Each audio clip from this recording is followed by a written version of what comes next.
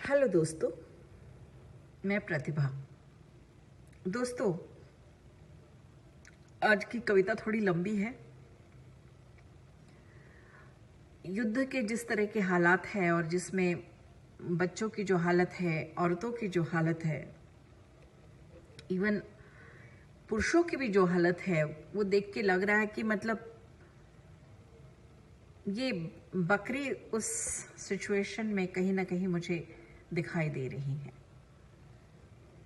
बकरी, मैं कहीं बाहर निकली थी उस दिन, पर परसों जो बकरी बंधी थी वो वहां नहीं थी।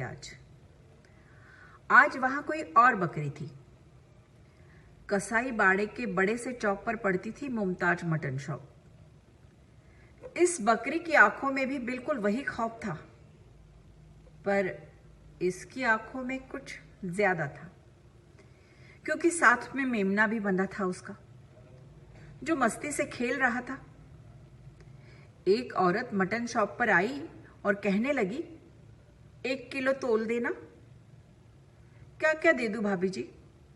दोनों की आंखों में ललक थी बड़ी, एक दूसरे की तरफ खींचने वाली। गुर्दा दे दो, गर्दन दे दो, नली और थोड़ी कलेजी, और हाँ, चाप भी देना, पर हाँ, कलेजी थोड़ी ज्यादा देना, बच्चे शौक से खाते हैं ना। और बकरी की आंखों से खड़े खड़े ही आंसू बहने लगे। वो जोर से मिमियाई और छोटा मेमना उतने ही जोर से फुदकने लगा। फिर न जाने क्यों जगह पर ही बैठ गई।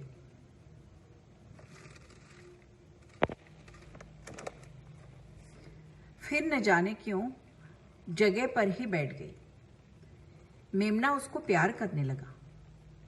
भैया, ये छोटा मेमना कब काटोगे? औरत मेमने की तरफ देखकर बोली, अभी तो नहीं, ये किसी के शादी के लिए मंगवाए हैं। बकरी और मेमना दोनों ही? उसने कलेजी काटते काटते ही गर्दन हाँ में हिलाई। चलो, नेक्स्ट टाइम लाओगे तो बताना। जी भाभी जी, नंबर दे दो, मैं घर भेज दूंगा। वो मटन तोल ही रहा था कि इतने में फोन आया। मटन भेज दो रफीक मियाँ, और हाँ, दोनों का गोश्त अलग अलग करके भेजना। घर में शादी है ना, मेहमानों का टेस्ट अलग अलग है। जी मियाँ, अभी भेज देता हूँ।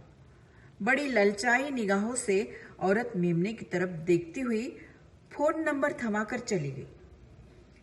इतने में दोनों को अंदर ले गया कसाई।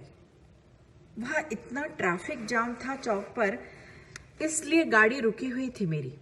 मैं देख रही थी बकरी की आंखों का वो खौफ और सोच रही थी, किसकी न जाने कब बारी आ जाए।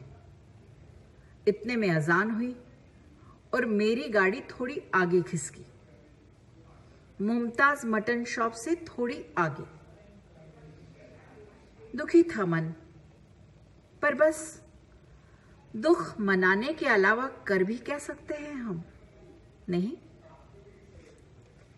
तो दोस्तों, ये थी कविता बकरी। शुक्रिया दोस्तों बने रहने के लिए। Thank you. क्षमा।